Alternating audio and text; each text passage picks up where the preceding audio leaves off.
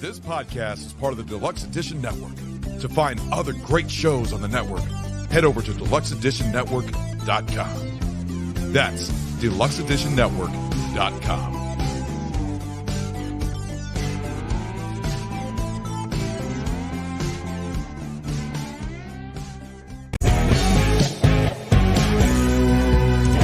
Hello and welcome to another episode of Deluxe Edition. I am your host, Casey Shearer. Joining me, as always, the bad stripper, L. Ray Sexton.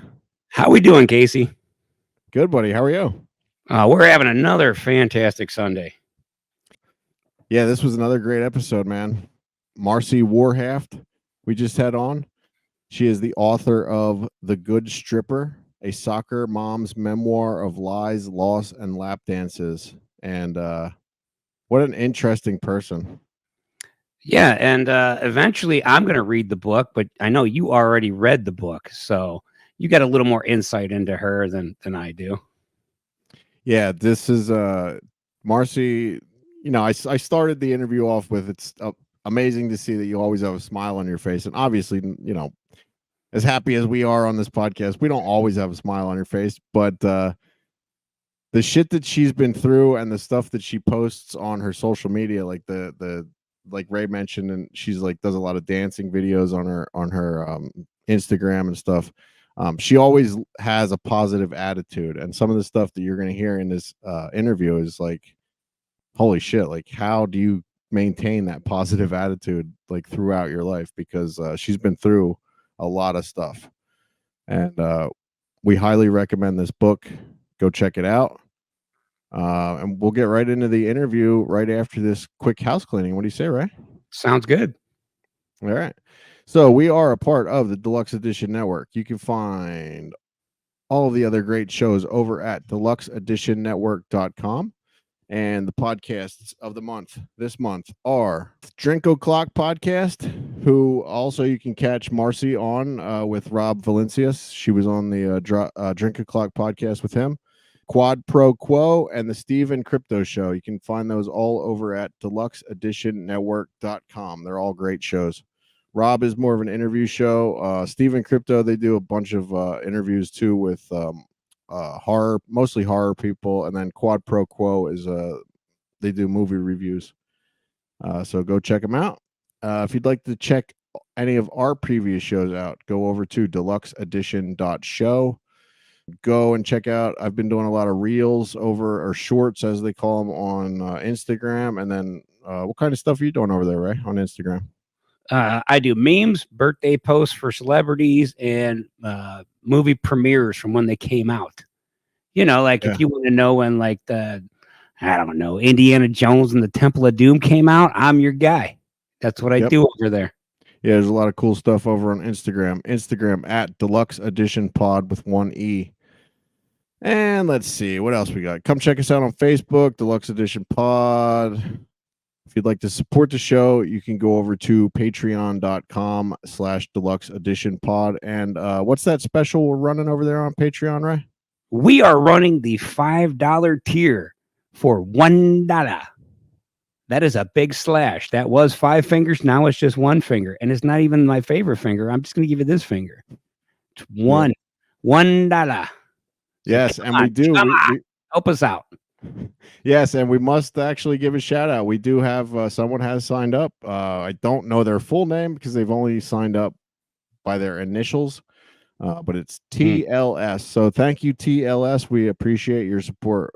Tell your friends. If you want to buy a t-shirt, go over to whatamaneuver.net/collection/deluxe edition. Or if you don't want to pay the big bucks on the good t-shirts, head over to Ray's site. Yeah, I got the bootleg merch. You need a tote bag. You need whatever you need. I got it. I got magnets, stickers. I noticed somebody just bought the Evel Knievel jumping over the kids t-shirt over there the other day. Nice. So, yeah. I don't know if they realize that's a photo edit. Because originally I was a little kid on a bike, but I put Evel Knievel in there. That's some quality photo editing right there, Casey. But yeah, you can get coffee mugs, t-shirts, tank tops. Once again, we're coming up on summer.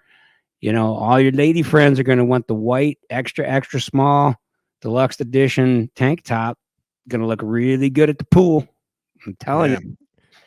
There might even be, I think there might be some thongs on there as well. If there's not, I'll get on it because, All right. I mean, we got the onesies for babies. They could probably squeeze their asses into those. Or the That tote would bag. just be I don't weird. give a shit. They can cut Yeah, feet just hole wear in the the bottom. wear the tote bag. All right. That's I think that's it. I think that's all the plugs.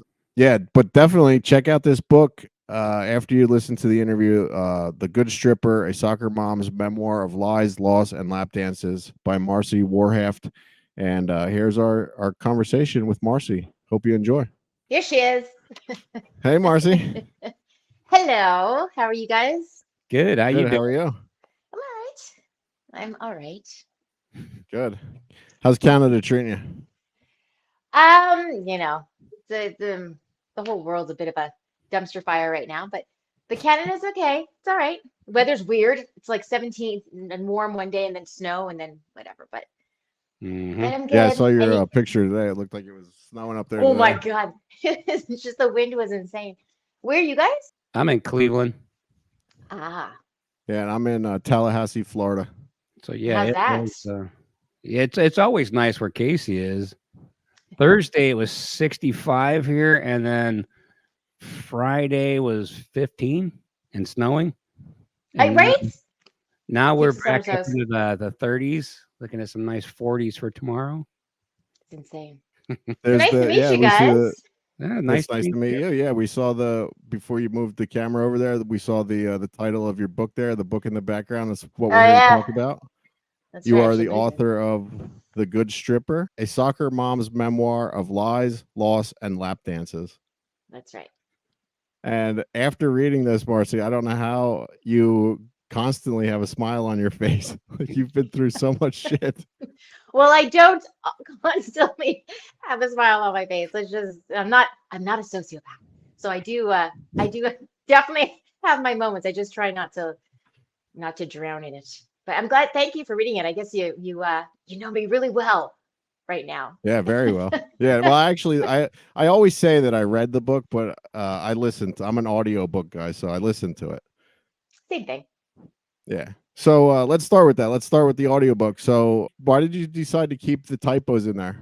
I'm flawed, so nothing's perfect. So you just kind of go. I'm the most like imperfect, low maintenance, easygoing person, and I just sort of wanted it out there, and I don't worry about that stuff. Yeah. No, I like that. I like how like you're reading along and you're like, oh, why does it say that? That's not right. And then you like kind of fix it. Yeah, because you know what it is? I write like I speak, and that's how I kind of wanted it. I'm no Shakespeare, and so it's the same thing with the audiobook. I just want it to be where I'm just talking to you. I didn't want it to sound scripted. And if I could do it again, I'd probably be a little bit more polished. I'm also be more comfortable with the material now. I did it kind of early on, and I was still getting comfortable with what I wrote. Writing it is one thing, but saying stuff out loud, you'd be surprised. I was kind of like, oh, God, I said that. I wrote that. That's so it was a bit challenging, but you just got to Yeah. go with it. So in your book, you talk about like, some of the things that you hid for a long time.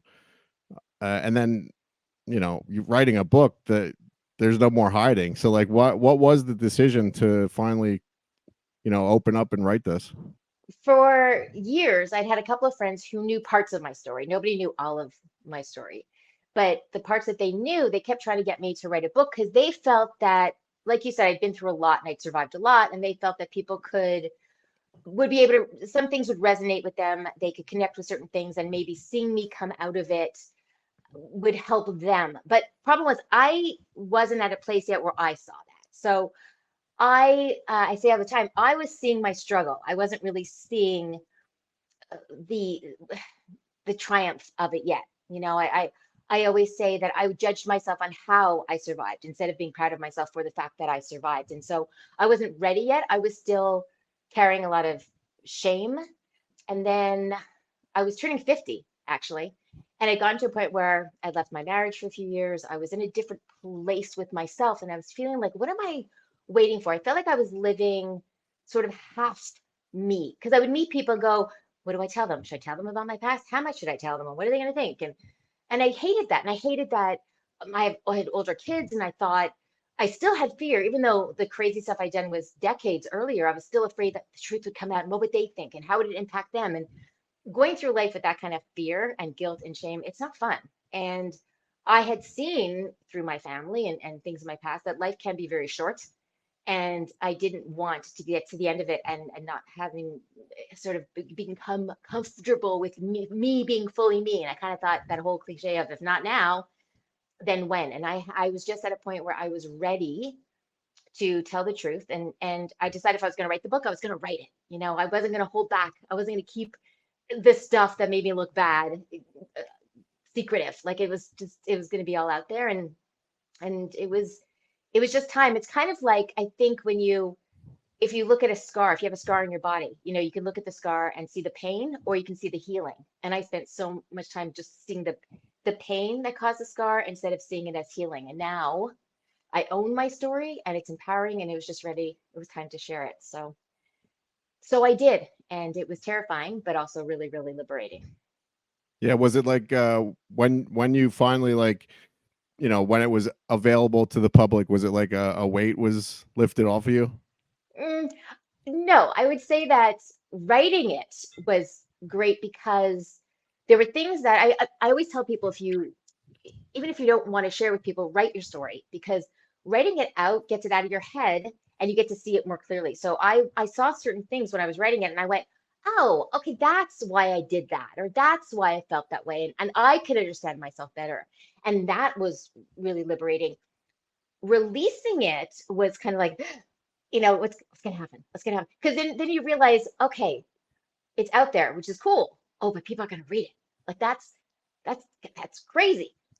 But what was the best part of it was once it was out, and once people were reading it, and people were connecting with me, people I knew, people I had known when I was 7 at camp, people I didn't know from all over the world. And when they were connecting with me in a positive way, that was the best part, because I really did not know. I honestly did not know if I was going to lose everyone, but I was ready. I was ready for whatever happened. I just had to tell it. It's a weird thing. Like I just didn't want to die with my story inside me, which really sounds melodramatic when I say it, but that's how I felt. No, that's not. I mean, everybody's got a story to tell, and so like how how do you go about like now, like when you meet people, do you like do you open up? Do you like tell them like I have a book? If you want to know my story, just read this, or you know, because like we're we all have that fear. Like, what should we tell? What should we tell this person? You know, I know. because like I've done some weird shit. You know. I know. Well, that's true. How much do you tell? How much? It's a weird thing when people say, "What do you do?" If I say I'm a writer, and they say, "Oh, what's the name of your book?" That's always I feel I should be able to just say it, but you know, because you read it, it's a bit deceiving, because it's not a stripper's story. You know, I've had people say, "Oh," I've had people who hadn't read the book invite me on their podcast and want to hear about life as a stripper. I'm like, you got the wrong person. I did it briefly several years ago. It's a small part of a bigger story.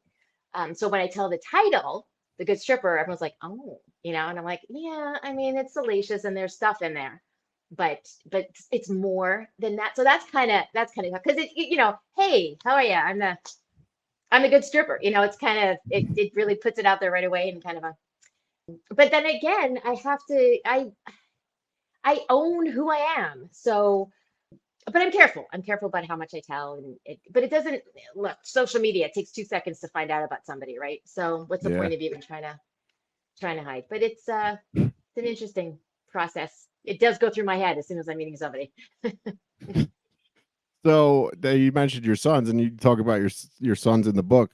Do you know if they have read it, or if do they know the story? So they haven't read it. I don't think they're going to read it. Maybe they'll read it when they're older, like much older, like when they're my age. And I think if they did read it much later, they would probably gain new insight to me. They would understand me a little bit more, because you don't really we don't know our parents, you know, that well. We don't know. We know what they show us, kind of thing.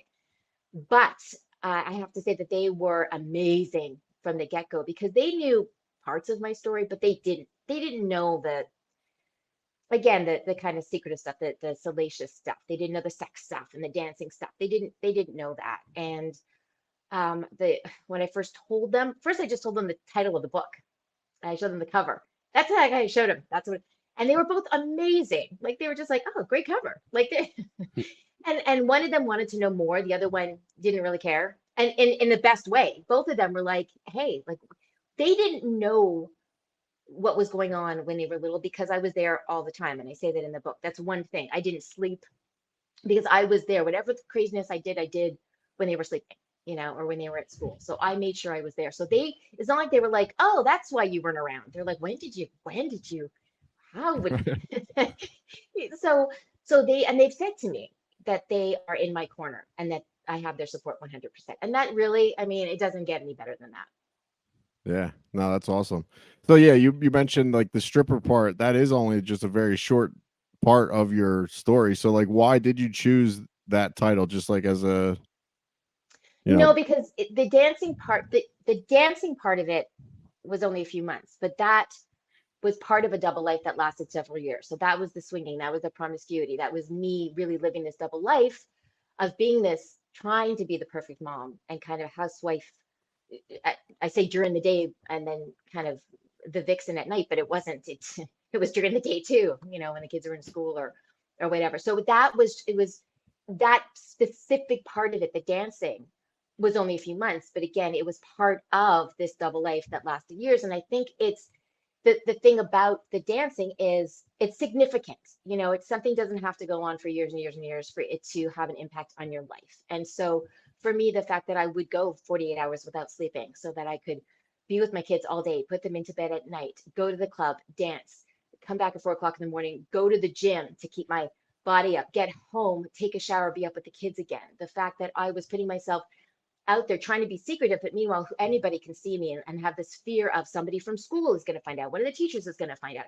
That was it was a huge part of my life. So the fact that that specific part didn't go on that long, it still had such an impact. To this day, there'll be people who will contact me and I wonder, was it from that? It's significant. And so that's why it made sense. yeah. Wow. So before this book, like the only thing that you really talk about writing is the petition about your teacher in the very like beginning of the book. Mm-hmm. So like, what was the process like for writing this? Like, did you have any help or like, how did you go about publishing it?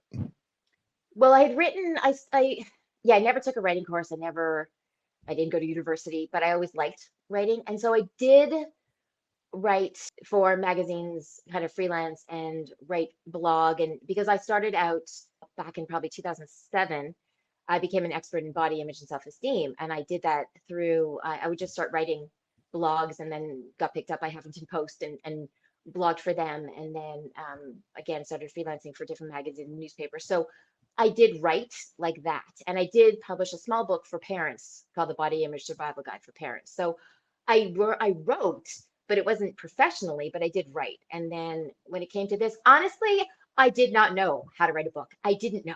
And I just kind of started writing. I had a friend who was an agent, and he sort of gave me some tips, and I just tried it. And I swear I would send it to a friend of mine who used to edit, and I'd say, is this how it works? Like, is this how a book works? Like, I really didn't know. And I just kind of just kept doing it. And then a friend of mine introduced me to a publisher, and I sent some stuff, and they liked the concept of it. They liked the story, and they said to send them a book proposal, which was about 42 pages long. And I sent that, and they liked it. And it was just like, keep writing and keep sending it.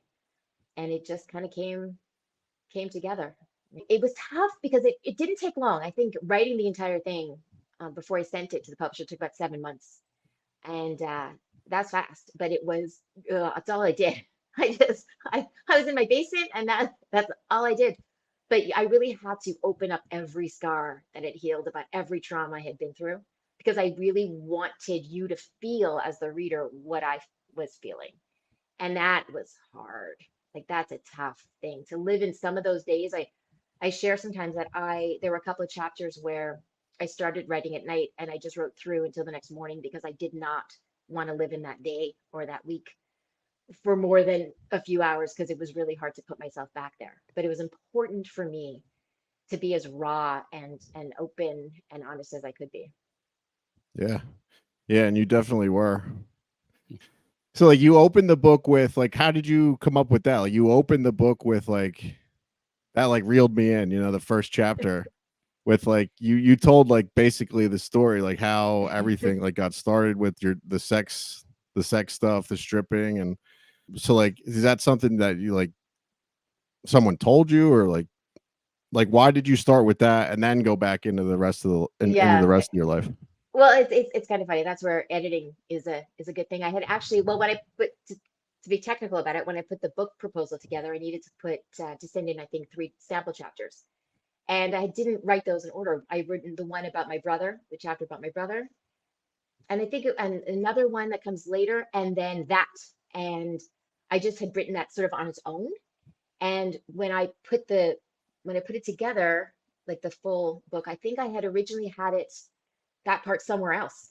And then the publisher was like, no, that goes at the beginning. So I was like, okay. But I had written it just completely on its own. It was kind of floating. And then the decision was made to put it at the beginning. It does. It kind of somebody said that one of my favorite reviews was it smacks you in the face with a fuck you and dares you to challenge it. It does. Like I think Yeah. it starts off, it doesn't start off like once upon a time. Yeah. It hits you hard. But look, that's life, that's what happened. So there you go. Absolutely. Yeah. I remember texting you and said that I just started reading it. And this is going back. I just finished it this morning actually, but I had started it a while ago. And you said, what did you think? And I think my only response was, wow, like the first chapter, it really sucks you in. Well, it's funny too, because that's the other thing. It's like I was saying earlier, there are times when people will say, especially if it's someone I don't know or someone I knew, but like in a weird, I knew when I was little or they were a teacher of mine or something. And they'll say, I read your book. And my first thought is great. And then I'm like, I start to think about like some of the things that I wrote. And I'm like, oh God, that is a lot of information. I do. Once in a while, I'll go back and look at it if I'm writing something on it or if I'm talking about it. And I do think, oh my God, I can't believe I said that. That's crazy. But there's, what, once you put it all out there, it's amazing how freeing it is because it's like, I can't be embarrassed. How am I going to be embarrassed? Look what I wrote about. Right. Good luck trying to shame me. Yeah. Yeah. All right. So let's get into the book a little bit. So the first chapter, you open with, you were married to this man for 4 years, right? At the time when he asked you. No, when he'd asked me a few times to kind of change things, but when it actually happened, you mean when we actually did change things? Well, no, like the very first time that he asked you, like the. Oh yeah, so I think it was about 4 years into our marriage. Yeah. So Ray, I don't think that Ray has read the book. So 4 years into the marriage, Ray, her husband asked her if she wanted to have sex with one of his friends from work. This was no from work. But you know what? When that happened, it was bad timing. My mother had just died. I just had a baby. I mean, it was just weird timing. Yeah. But it was more like pillow talk, right? I don't know. Yeah, I think it was like it wasn't until later when he actually picked the friend and like had it all set. But it wasn't like this. Knock knock. Who's there? My buddy. Yeah, no, but it felt like that not- later. But yeah, it was just that. But you know what? It wasn't my thing. And I'm very open about the fact that I've always been a sexual person. It wasn't like our sex life wasn't good. It wasn't any of that. But I've always been kind of more one-on-one kind of thing, and it just wasn't. Plus, I just battled with a eating disorder my whole life, and so I wasn't thrilled about kind of just like at the time when I was a stripper, but just kind of sharing my body and again, it was a bad time. I had a lot of stuff going on at that time. It just wasn't. So I said, Plus, honestly, no offense to anyone, but he didn't have any friends that I wanted to sleep with. So you eventually did though. So I did. Yeah. But that was after, again, multiple traumas that I had been through. And I had just not that long, gotten out of the hospital after being there for months and almost dying and losing a baby and then having another baby and had no family left. And I mean, I had been through tons. And that's when I say all the time, my therapist at the time, and I don't know if she made up the term, but said I was dealing with traumatic overload. And it was just too much, too fast. I couldn't catch my breath between major traumas we're talking about, and I got to the point where my brain just said, you can't handle anymore. And it came up again where he wanted to open up the marriage. And at this point, I think I had lost everyone. I had lost my mother, my brother, my father died, but he was out of the picture anyway. And I felt like the only person I had was my partner. And we had a good marriage at first. And I don't want to say anything negative, but I felt like everyone who had really loved me was gone.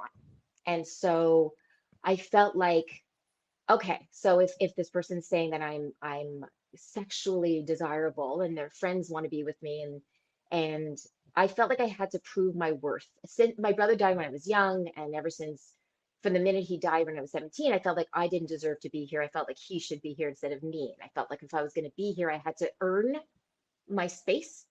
And I didn't feel like I was doing that. I didn't feel worthy of taking up space and time and resources and everything in this world. And so at this point, when I'd been through so much and felt quite unloved, I felt like, okay, my job now is to be the best mother I could be, because I adored my children and I had the best mother and didn't have her anymore. But then, okay, what can I do for me? So crazy. Well, okay, so if I can't be loved, then I can be desired. And I also felt, whether this is my perception of it, if he was willing to share me, then he couldn't love me very much, especially since he'd almost lost me when I was in the hospital for months. And here he was talking about a friend who really liked me. And I thought, oh, okay, like, you know what? It's such a stupid thing, but it's also something I think a lot of people can relate to, is just wanting to be wanted, you know? And I guess it felt good to be wanted. And I said, yeah. And then, but that was like, it changed kind of everything for me. It really affected me in a way that it set things in motion and set me down kind of into a rabbit hole that was tough to get out of. Yeah, it sure did. So yeah, we don't want to focus too much on that. Because we do want people to buy the book. But the only other question I have about that is you were doing some online like sex thing in the basement, like in the early internet days. Why not, like, everyone, like you mentioned earlier, like all your kids were at school, you did all this stuff, like you were hiding, like why were you doing it in like the unfinished basement? Like, why not just do it in like a bedroom or something? I don't know. I don't even know. It was like the worst. That was the worst. That really was a horrible. I know. And there was no, oh God, it was bad. We were trying to save money. And so like we wouldn't get the video. So I think it was just audio, or was it audio and not video? I can't even remember. Yeah, why didn't we do it in the bedroom? That's a really good question. I don't even think we talked about that. I don't know. And but it was bad because I didn't, oh no, that was really archaic. Yeah. Yeah. So like what is your relationship with him like now? Your ex-husband? Yeah. Well, I don't like to talk about it too much. It's fine.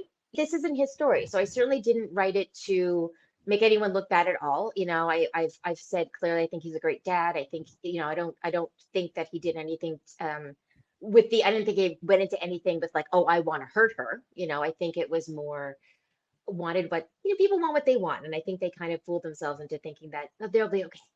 She'll be fine.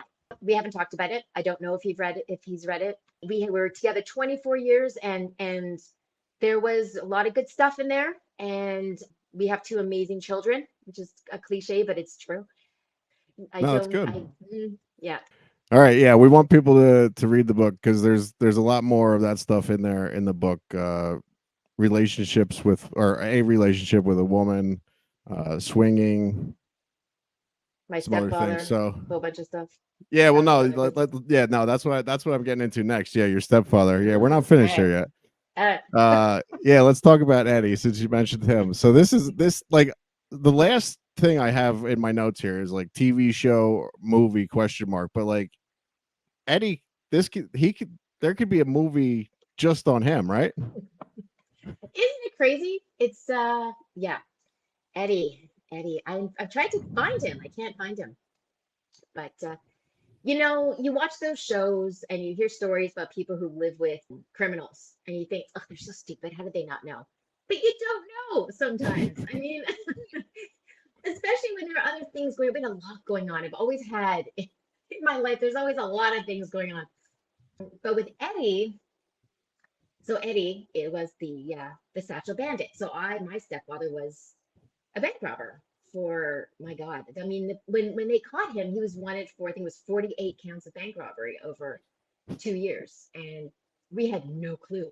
Although looking back, I do feel like a bit of a fool because there were signs, but you still wouldn't think. I joke all the time. I mean, the police were looking for him for 2 years, and they had his picture apparently in the newspapers. And we were in Montreal, and it was in the French newspapers, which I didn't see. But I always say, if I was in a store with him and I saw a wanted picture, you know, with him, I'd probably just go, oh my God, Eddie, that guy looks just like you. You know, I wouldn't think, oh, it's him, because who, what? That doesn't happen. But yeah, for 2 years, he was so good at it because I mean, I was obsessed with food at the time. So he would tell me in detail what he was cooking because he said he was a caterer. So he was, for 2 years, he was getting up early, and he was every weekend he was going to cook at a big church breakfast, and he was gone all day. No, he was robbing a bank and coming back. But eventually he got caught in the act. But it was, and then we found out. I mean, the funny thing is, finding out later that, you know, how does the cooking come into it? Well, he had previously been in jail in the States, been in prison for the same thing. And what was his job in prison? Cook. So there you go. If he just would have had those damn socks. I know, isn't it so funny? That was it. Yeah, he had his lucky socks, wore them every time. Didn't have them this time. Yeah. Got caught. It's all about the socks. Yeah, it is really, it's scary when somebody can look at you and lie with detail, you know, comfortably for 2 years. It's something. So yeah, I guess it didn't help my my trust issues. It's just saying. Yeah. How old were you at that time? 16? No. So he got caught. Well, it was happening when I was like 16, 17, and I think he got caught. I was 18. Okay. So I mean, if he was in the States before that and already in prison in the States, I mean, he was probably doing it for quite a while. Probably. Yeah. And that's the thing. The police said he didn't even make that much money at the time, but I think it's more of they called him like a thrill seeking criminal kind of thing. I think he just did it because it was exciting. You know, he didn't need to, but Right. you know, some people take up pickleball and some people rob banks. What can I say? All right. You mentioned your eating disorders, and I say disorders because in the very beginning you talk about you were just basically killing yourself by not eating, and then by the end of the book you developed another eating disorder where you were overeating, right? Yeah, I read it. It's kind of everything. Yeah, the doctor though that started the first thing, did you ever like think to write a petition about that? Because I just found out the other day, like from a friend of mine, that like that happened to her too, like when she was a kid, and like the body dysmorphia thing, like her whole life. I'm like, I never knew that. Like, First of all, I mean, there was so much negligence in my family with medical situations. It's Canada. You can't really, harder to sue. But it's, no, I mean, what I did do was I tried to contact him. I sent him, when I published my body image book, I sent it to him, but never heard back. And when I was visiting again in Montreal, because I'm in Toronto, there was one time I was there to do a speech about it, and I wanted to go and see him, but he wasn't there, because I would have loved to confront him now. And I've heard he's still, I don't know about still, but a few years ago. I mean, this happened, we're going back in the 80s, right? But just a few years ago, I'd gone on to, those Rate My Doctor things. Have you ever seen those, like online, and people write in? And I actually found him. And just a few years ago, somebody had written in, a girl had said that she was seeing him, and she finally got the nerve up to tell him about her eating disorder. And he said, you just need to find a boyfriend. And I mean, right. So I wanted to think all these years he'd smartened up, but no. So yeah, that was, and I always say I don't blame him for my eating disorder, but he certainly didn't give it to me, but he absolutely made it worse, and that I was really trying to kind of get myself on track, knowing I saw it happening. And then when your doctor tells you got to lose 20 pounds, or what do you say, 10 pounds to fit into society, when you're not overweight at all, and you just went through a major trauma, it knocked me. Whoa, that was definitely what put me over the edge and set me up for a lifetime of insecurity. And at 17, that's tough, really tough. Yeah.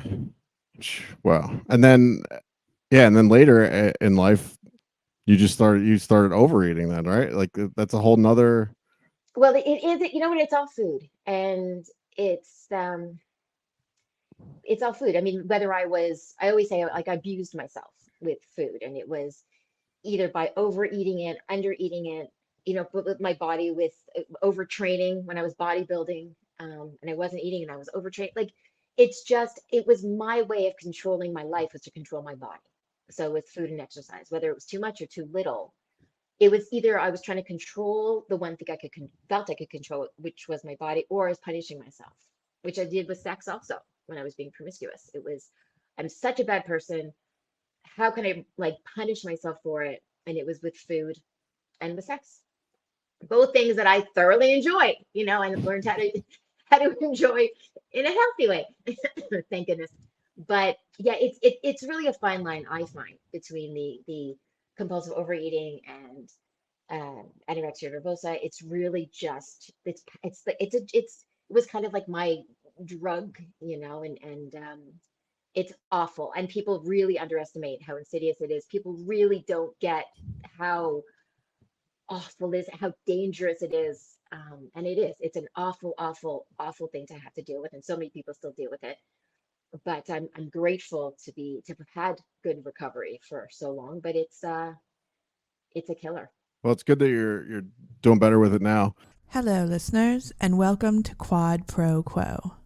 Right now, you are probably thinking to yourself, oh great, another movie podcast.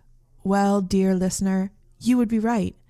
But throw in a couple of marriages, decades-long friendships, and a shared property line, and you have just another movie podcast with a shitload of drama. Inspired by the iconic quid pro quo scene in Silence of the Lambs, each week one of us will pick a movie. It could be a childhood favorite, a classic film noir, an Academy Award winner, or a complete dumpster fire that brings joy to that person's heart. The selector's objective? To get us to love, or at the very least, not hate their pick. Will our marriages, our friendships, and our neighborhood survive? Find out each Thursday on Quad Pro Quo. You mentioned your dad earlier. You didn't really have a relationship with your dad, and then your brother. You lost your brother when you were young, and there was a point where your dad came to you, and he pretty much wanted to cut. Basically, he was like hoping for all of you guys to say that you didn't want a relationship with him, but your brother was the only one that did want to keep the relationship with him. So when your brother was sick, did they ever reconnect? Did your dad ever call or come to see him at all? Well, first of all, I think it's you say that, I forget that I was 10 when I had that conversation. Oh wow. When he said, "Do you want a relationship with me?" And I was 10, and Wow. my sister was 17, and she said no, because we all had different relationships with him. Like, he tried to be really cool with her, and in a really bad way, and offer drugs and just be whatever. And then with me, I was boring. He didn't want to hang out with me. So I said no, because she said no. But yeah, my brother was 15, and he wanted a relationship with his dad. But my father didn't want to hear that. And you know what? I'll tell you something. I had made peace with him. I reconnected with him right before he got sick and passed away. And I have no bitterness towards him. I think that he came from a family where there wasn't love, and he was weak. He wasn't a bad person. He was a weak person, and I've forgiven him for a lot of that. So I really have. But with my brother, no, he didn't. He didn't connect with him. He kind of, my parents got divorced, and he left, and he didn't pay a dime of anything. My mother didn't ask for spousal support, just to help with 3 kids. She got married at 19, and he didn't want any of that. And he took our phone, he took our car, and you know, it wasn't a great thing. Over the years, so then when my brother got sick, I do remember him. Well, even before that, my mother had forgiven him. My mother had no bitterness either, and so I would see him a little bit here and there, but it was nothing right home about me. When Billy got sick, I do remember him being there, but I don't remember him like being there. If you know what I mean? Like I kind of remember him physically kind of being there, but not really. Eddie was there more. You know, I remember Eddie bringing a basketball hoop into his hospital room and things like that. And then I think my father was around here and there. And then over the years, he'd disappear and I'd reconnect because he kind of try, I think, with parents sometimes. Like I would try, and he would be in for a bit and then leave again. And so there wasn't anything significant with us. But when my mother died, he didn't contact us. And when I was sick in the hospital, and they didn't think I was going to make it, he didn't contact. But I contacted him when I got out of the hospital, and we reconnected for a little bit. And I called him every week, once a week, to check in for 6 months, and then he died. And I'm grateful that I don't carry bitterness, and I think he did the best he could with what he had, and that's okay, you know. Yeah. I remember what I was going to say earlier. All the things that you've been through, you've never like gotten into the drugs or anything, right? Like you've never. That was one thing that wasn't into the books. You when you were stripping, you said like some of the strippers were doing like coke and stuff, and you were too worried about your protein shakes or whatever you were drinking. I know that's the crazy thing. That's my eating disorder was way more powerful than the other stuff. So I didn't have a sip of alcohol during the years that I was doing all the craziest stuff. I didn't have a sip of alcohol. I didn't have a drug because I was more concerned with calories in my body. And I've always been afraid of drugs, to be honest. Although when I got sick and they put me on, OxyContin and methadone and all that stuff, I was on that.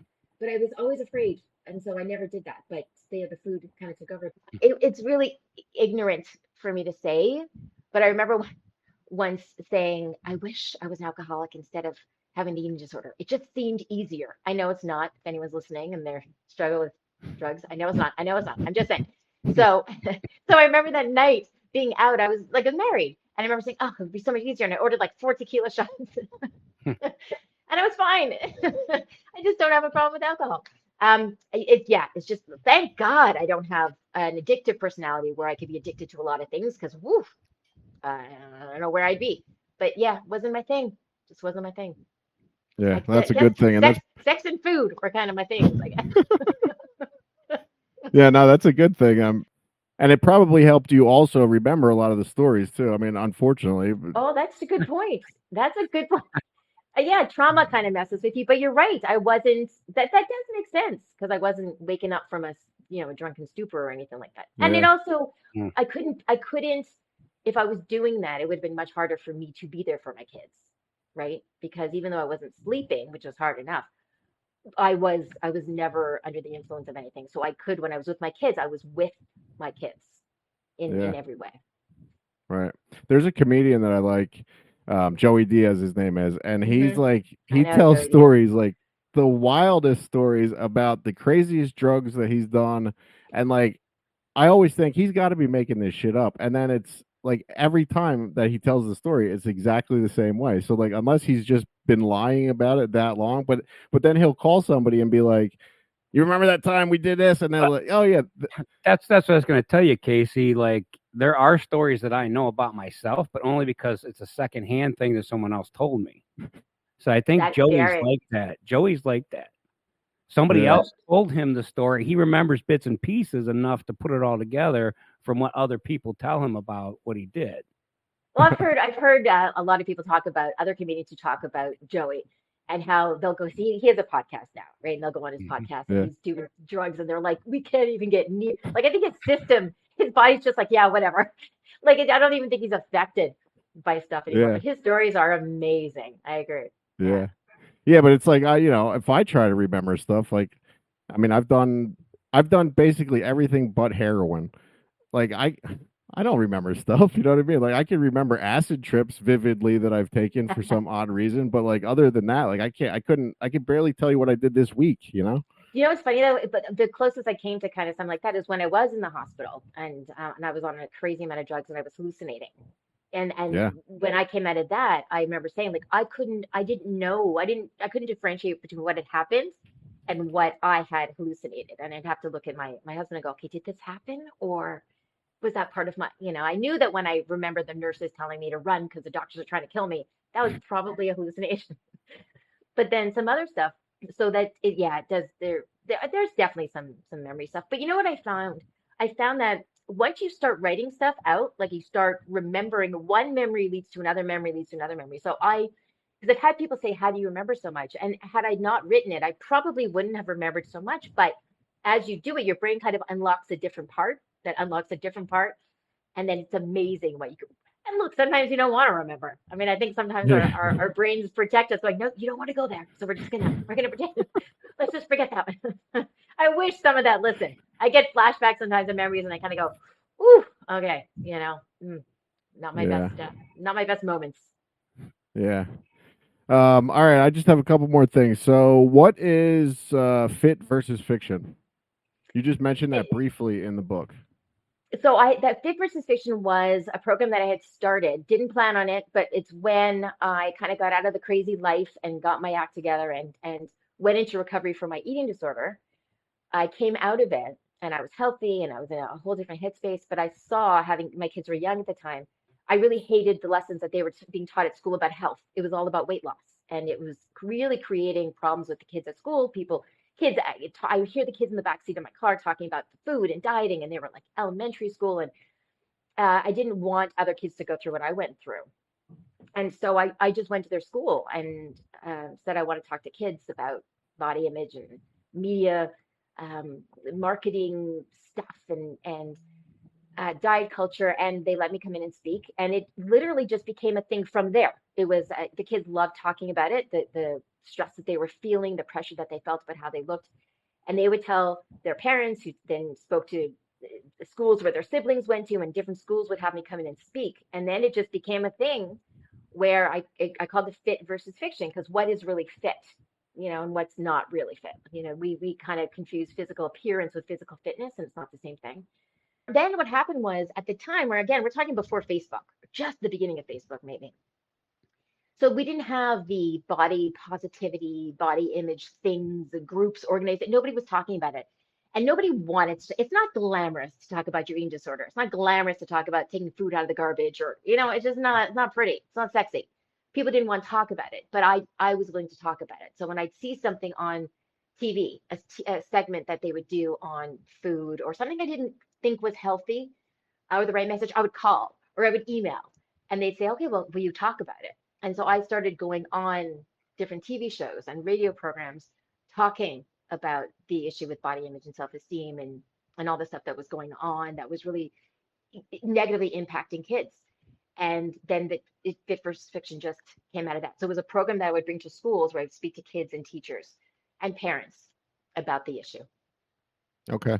Now, two things out of that. Remind me or just go into it then about the Geraldo thing, you being on the Geraldo thing and how they like kind of pitted you against that other lady. But the first thing is that in the book was crazy to me about like all the shit that you went through, but then like that, and I don't know if they do this. I don't have kids or anything, so I don't know if they do this in the United States or if this is just a Canada thing.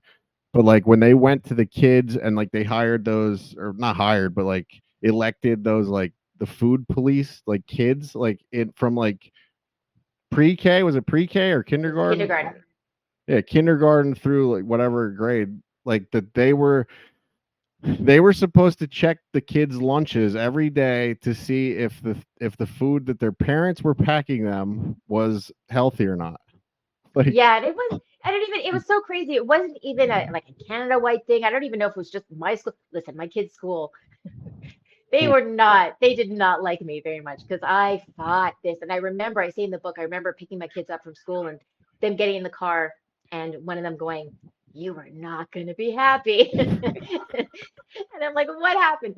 And yeah, they had an assembly and they decided that they were going to have from kindergarten, they were going to pick certain kids to look in the kids' lunches. And if they had a good lunch, they got this little raffle ticket where they could win something.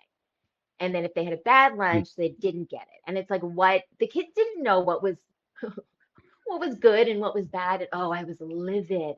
And I called the school, and then I called community nurse. I called, God, everybody I could call, and I got the program taken out. But they were not. It was an. You know what it is? I think a lot of times schools will go like they want to look like they're doing something good, but really, you got it. So what happened was a lot of parents were afraid to speak up, but they knew what I did and that I was doing this already, speaking at schools, because I mean, I would hear from parents who say my kid's afraid to eat.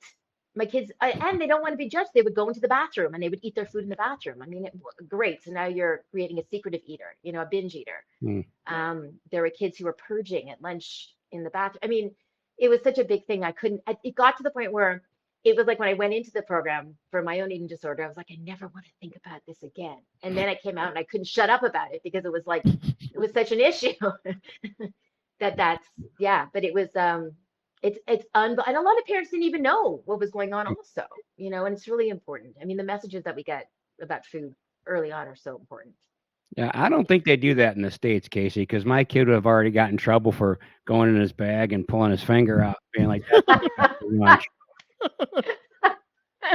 Well, the only thing I've ever heard about anything like that in the United States is I had an ex-girlfriend who had a friend who her daughter took in, I remember, like a peanut butter and jelly sandwich or something one time to school, and they made her like sit like 50 yards away from everyone because like there was one kid in the school that had a peanut allergy. Well, they do send out that list every year about the allergies, and that's annoying. It's like, okay, so they find out who has the peanut allergy, and if you have peanut butter in your lunch, don't offer them any. Yeah, it was I don't know. I know. As I'm telling you, being Gen X and growing up in the 80s, it just seemed seemed so much easier, wasn't it? Yeah. None of that shit. Like, I mean, that's basically. I don't remember when we were kids. Oh, you have a peanut butter sandwich? Well, that kid can't eat peanut butter, so don't let him eat your sandwich. Don't give it to him, no matter. And then you'd offer it to him every day. Yeah. Now, again, it wasn't really Canada. I don't know if it was our school board or what, but it didn't last long. But again, they were not. I was called into the principal's office because they were not happy with me. It's like, it's okay. You don't have to be. So is that what led you on to the Geraldo show then? Was it that with that whole? No, it was in a nutshell, really. This woman from the States had written. Oh no, she posted a picture of. She was very fit. And she posted a picture with her 3 little kids. They were like 3 kids under 5 or something. And she had a tagline that said, "What's your excuse?" So basically, look how good I look.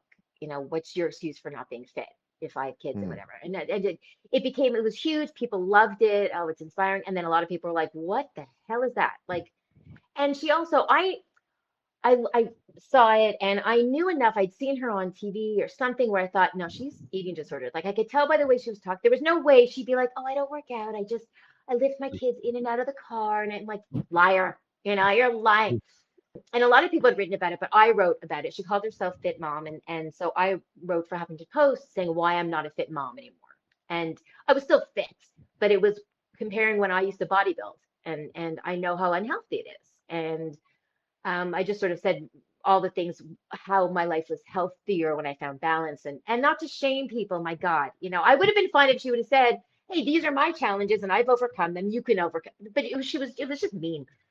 Anyway, I get a call from Fox. I mean, I'm so naive. But the Geraldo had a show called Geraldo at Large. And they wanted me to come on because they really agreed with me and they thought I was really important.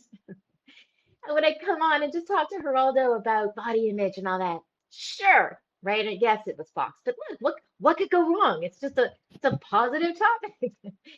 So I went in and I'm sitting there next to him. And I swear it may have been not even 2 minutes before we're going to air, although it was edited, which was worse. And he just leaned over, he goes, "Okay, she's going to be here via satellite." I'm like, "What?" So they didn't tell me that they were bringing her in, that we were going to be. And he said to me, "Don't be afraid to cut her off." They wanted a cat fight. They wanted us to go after each other. And what was funny was it's not me. I'm not going to do that. But if you watched it, it looked like it was me because the editing, because I remember starting off, he said, "Oh, this is Marci and she's one of Maria's biggest critics." And I was like, "No, You know, I'm sure she's lovely, but no, they didn't leave that. They just Right. had me just going after her. And I thought, no, I'm Canadian. I'm the nice one.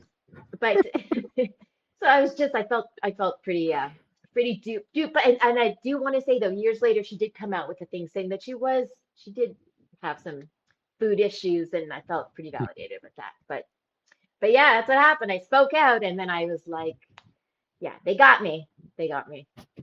I'm glad he didn't find anything in that vault. Yeah, that's right. He deserved it. It's funny you say about the niceness of Canadians. I think you might be the third Canadian we've had on, right? George Booza. George, we might have had more. I know. Yeah, I don't know. Oh, David Morrell. David Morrell was originally the author of First Blood. But anytime we like Ray offered to, I think, hurt someone for David Morrell, and he's like, "Come on, man, I'm Canadian. I don't want to do that." Listen, we're not. It's not utopia. We're not perfect, but we're pretty good. I feel pretty like, we're not armed. That's something. Marci, this was great. Ray, what do you have for Marci? I just want to point out that I love your Instagram page. I like to watch you dance all over town. It looks like you're having such a good time. Keep making those videos.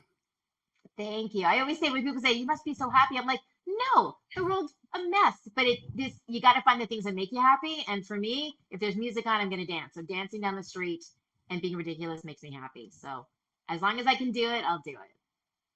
Yeah, I was like, that was originally when we first booked this, I was like, that was one of my first questions, like, what's with the dancing? And then I read the book and I was like, she has every right to dance wherever the fuck she wants to. Well, I say all the time, I've cried enough tears. So when I want to dance, I'm going to dance. Yeah. Yeah, it's a great book, Marci. You did a great job. You. Please let everyone know where they can find it, where they can find you, all that good stuff. So the book, The Good Stripper, a soccer mom's memoir of lies, loss, and lap dances. It's available on Amazon, and you can get the audio on Audible. I am really every social media platform: Instagram, Facebook, a little TikTok, the usual. And if you read it or you listen to it, reach out to me and let me know what you thought. Yeah, it's a great book. I highly recommend it. I left you a little review there on Amazon today. Thank you. On Audible, it was. Thank you. I appreciate it. You're welcome. So yeah, and I will plug. We'll put all the links in the description and all that stuff. So perfect. I appreciate this. Really great meeting you guys. So I appreciate the chat. Nice meeting you. And yeah, like Ray said, keep up the. I know you stopped the dancer for a little bit because of everything going on in the world, but yeah, we want that to start up again. So okay, I'm gonna try. All right. Thank you so much, Marci. We appreciate your time. Thank you. Take care. Yep, you too. All right, bye-bye.